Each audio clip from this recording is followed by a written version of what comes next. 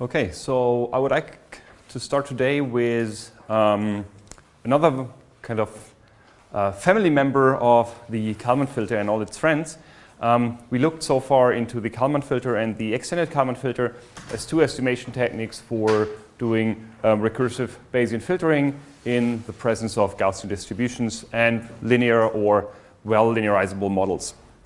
What we will look into today is the unscented Kalman filter, which is kind of you can see that as an extension of the extended Kalman filter, which is mainly designed for situations where the linearization of the extended Kalman filter, so the Taylor expansion, is kind of works suboptimally. So kind of to summarize that, the Kalman filter required exactly linear models. Otherwise, the distribution we obtain would not be a Gaussian distribution anymore after an update step or a measurement step. Therefore, it was essential to have linear function. And the Kalman filter required those linear functions.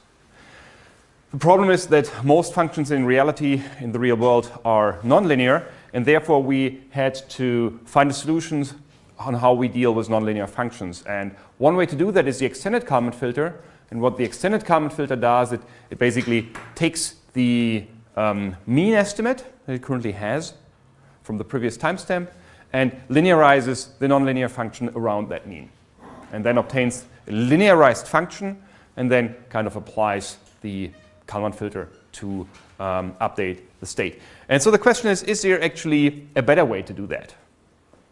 So how could you imagine to do that in a smarter way?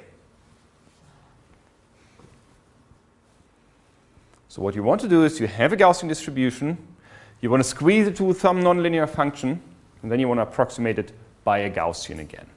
That's actually what we do.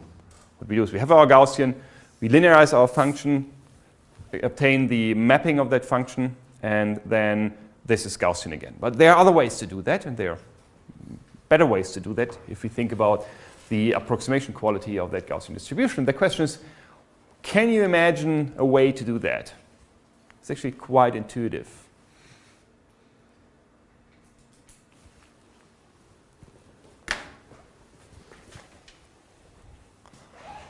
Let me help you a little bit with the drawing. So we have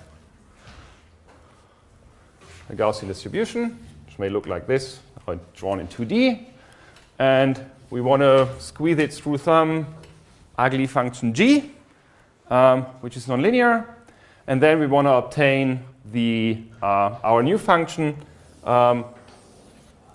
which is, of course, not exactly Gaussian. It was not a Gaussian anymore after we used this nonlinear function g, but we want to have the best Gaussian approximation of the Gaussian transform through g. What are ways for doing that?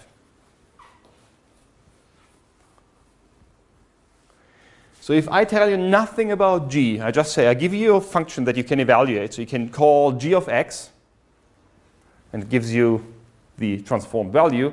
How would you realize this mapping? So how would you obtain this Gaussian distribution?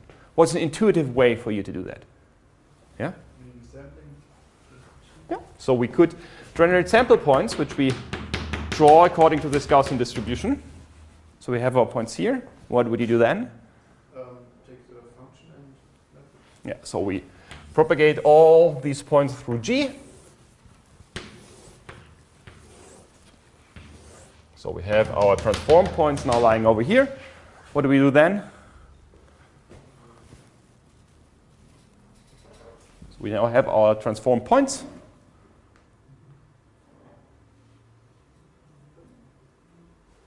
You're happy with that? We're maybe not happy because we want to have a Gaussian in the end. So we try to approximate the best Gaussian function? Or? We just compute the mean and the covariance matrix based on the transform points. That's it. And that's very close to what the unscented Kalman filter does. The problem is you may need a huge number of samples here to do that. And the unscented transform tells you how to first sample these points in a special way, that you can do that with a quite small number of samples. You can see that also as an approximation of covering the space densely by samples, propagating all those samples, and doing exactly what you have told us. And the unscented Kalman filter or unscented transform, which is used in the unscented Kalman filter, is something that does something very similar to that.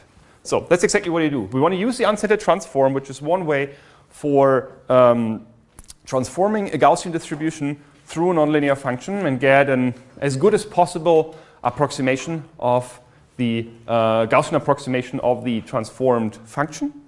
And using this uncentered transform in the Kalman filter for dealing with nonlinear motion and a nonlinear observation model is that what is often referred to as the uncentered Kalman filter. Okay, so as you said before, what the EKF or the Taylor approximation, which is used in the EKF, does, it takes the current mean, so this guy over here, just a single point, the current mean, and use this as the linearization point for linearizing the nonlinear function g, and then has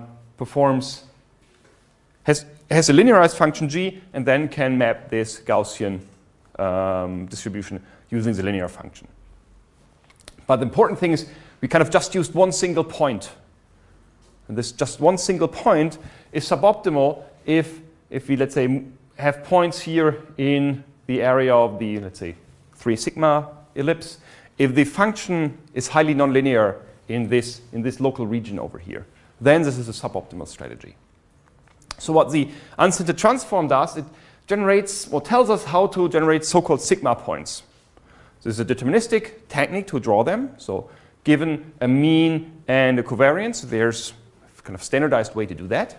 So we obtain those samples, and then it does exactly what you told us before. So it uses the nonlinear function and maps those points through the nonlinear function, and then uses these points to reconstruct a Gaussian distribution. There's a little bit more than that, so it does not only use points, it also assigns a weight to each point. So these are weighted points.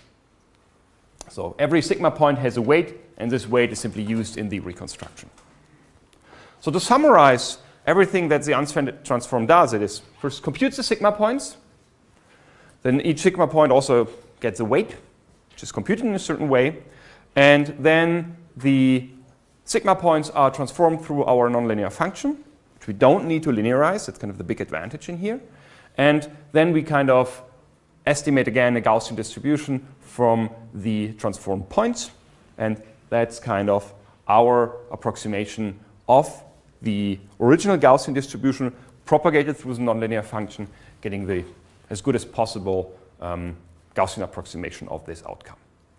Of course, if you transform a Gaussian through a nonlinear function, the result will not be Gaussian anymore. But we want to get the best possible Gaussian approximation of that.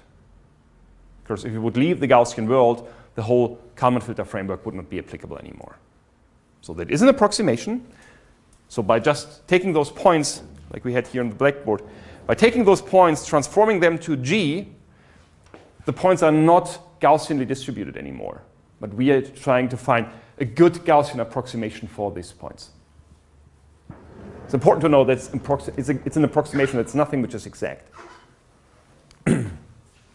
And the main advantage is that we don't only use the mean for the linearization, as Taylor expansion or extended Kalman filter does, but we additionally take points into account which are further away from the mean.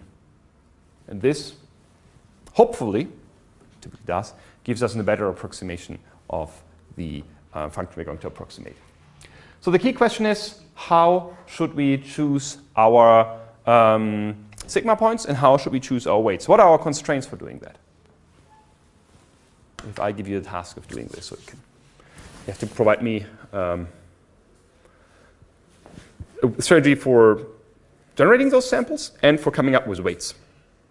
And so what are kind of the global constraints that we have that we want these points to satisfy?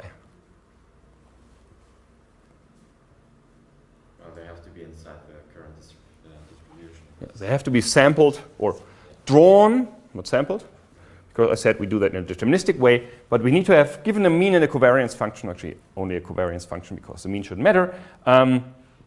Everything should be relative to the mean. How to select those points. That's absolutely right, and they should be, the closer they're in there, the better it approximates the, let's say, largest amount of the probability mass, because the more we are in the center, the higher the probability mass is there. But what are kind of, from a more general perspective, the requirements we have to these sigma points?